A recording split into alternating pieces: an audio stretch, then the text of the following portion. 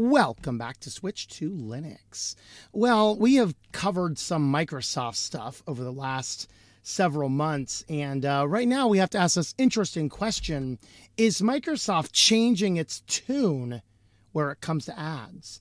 Because I was, of course, documenting where they're cramming ads into the settings and into the file manager and into every possible app that they can. In fact, early last month, there was another one of these articles that dropped that I was going to do just mention in a video, and I haven't had the opportunity from all of the crazy things we had going on last month.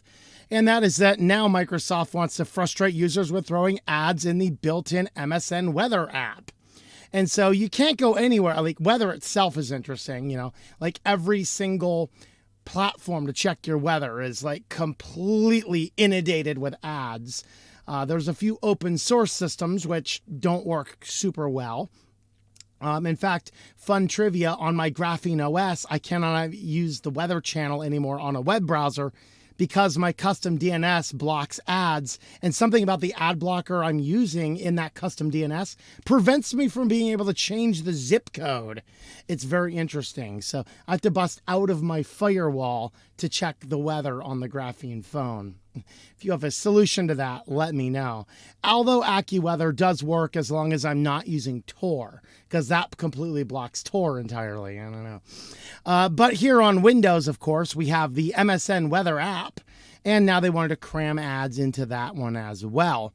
I'm totally surprised it wasn't full of ads already, but according to this, they make another move to push advertising into Windows 11 with fresh ads arriving in the stock weather app installed by default. So alongside the likes of the start menu, the settings app, and of course everything else and random notifications and all sorts of other things, now the MSN Weather App will also have ads. More intrusive efforts too, once again pointing towards system-wide apocalypse, as it were. I'm not sure what that apocalypse is other than using Windows itself.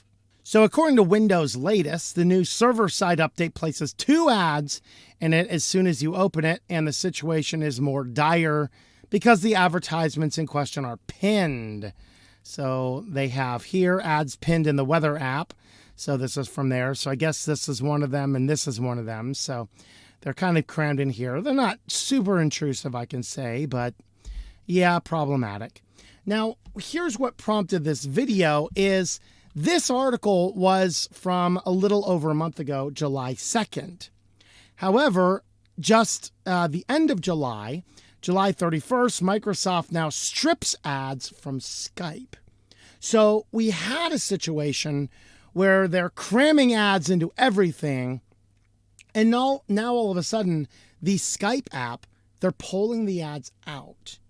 Now, I'm not sure if this is a massive decline in the use of Skype or the type of people using it, or maybe they're shifting over into Teams. I have not used Skype myself for at least 5 years. I don't actually remember seeing ads in Skype, so they must have added the ads into Skype after I stopped using it. And now apparently there's ads all over Skype, according to this article here. But they are saying the next update, the Skype Insider Build 8.215, is going to make Skype ad-free. Our latest update removes all ads from Skype channels and the entire Skype platform, ensuring a smoother, decluttered, and more enjoyable user experience. This is very interesting from Windows, who has been cramming ads into every available corner of Windows. Random notifications will be ads. If you use any gaming at all, it gives you ads for the Xbox Game Pass. No matter what you are doing, you are getting ads crammed into every single corner. The file manager with ads, the settings manager with ads. And now all of a sudden they're coming out and saying, our latest update removes all ads from Skype channels and the entire Skype platform, ensuring a smoother, decluttered, more enjoyable user experience. Are we going to have a more decluttered, more enjoyable user experience across the entirety of the Windows platform? Are they going to recognize that, wow, maybe ads are annoying and intrusive and people don't want them, and so we're going to take them all out, including the brand new Weather App ads? and the settings and the file manager and the random notifications? Is our operating system going to return to being just an operating system? If it does, I don't know, maybe there's a positive. I still won't use it until they stop spying on me and stop making all these back-end data collections. But that would be a definite positive direction if they were to do that. So they say the previously ads in the Today section, and now it will be ad-free, showing just the relevant newsfeed content. But there won't be any ads in the conversation views either. They even talk about some other changes in this one-off integration, which is already there for Android. But they do mention that Skype is not the behemoth of communication it was long ago. So is this maybe they're starting to kill the Skype app? Or is this them recognizing that ads are problematic everywhere and they have to be removed? I don't know what to think about this.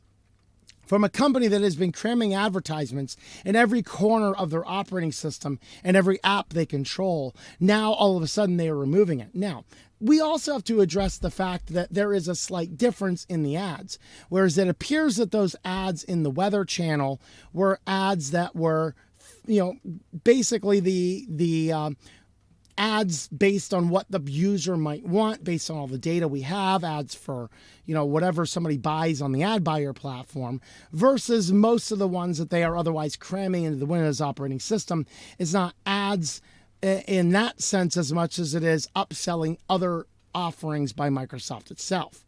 Is this what the change happens to be?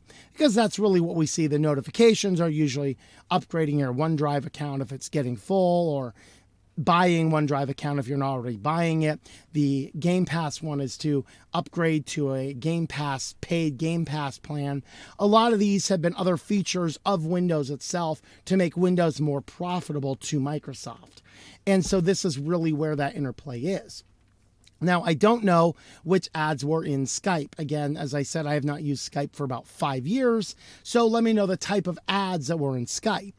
I'm assuming it was, again, the ad buyer type stuff we saw crammed right now into the Weather app, which they're excited to cram into the Weather app in the latest version, yet they're pulling the ads out of the Skype app.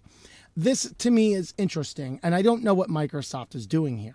So it does raise more of these fundamental questions, and the ultimate purpose of this channel is to talk about switching to Linux instead. Now, yes, we have a few complications. I talk about my Graphene OS phone, where I can't seem to check weather without doing weird things.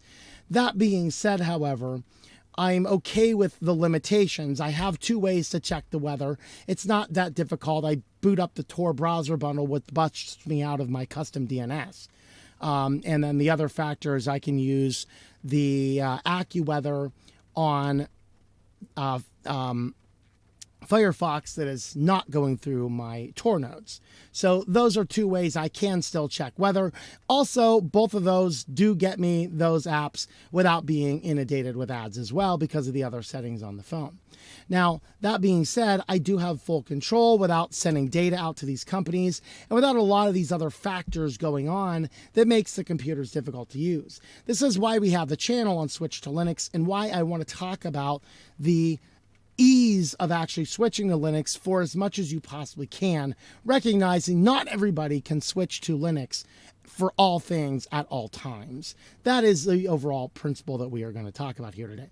So with that, though, I did want to bring this to your attention. I don't know what Windows is doing here, but ultimately, for me, it's a non-issue. I have found ways of communicating outside of Skype, and I have found ways of using my computers outside of Microsoft.